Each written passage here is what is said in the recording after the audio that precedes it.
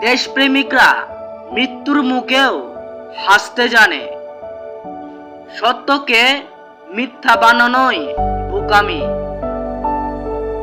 মিথ্যার কৌশল যত সহজই হোক, তা সত্যের বেড়াজালে নিশ্চিত পরাজিত।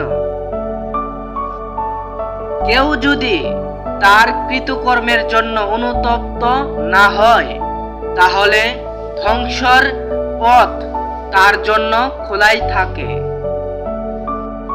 যারা জ্ঞানের সুস্পষ্ট ধারণা লাভ করে এবং সুস্পষ্ট ধারণা দেয়, তারা হচ্ছে প্রকৃত শিক্ষিত।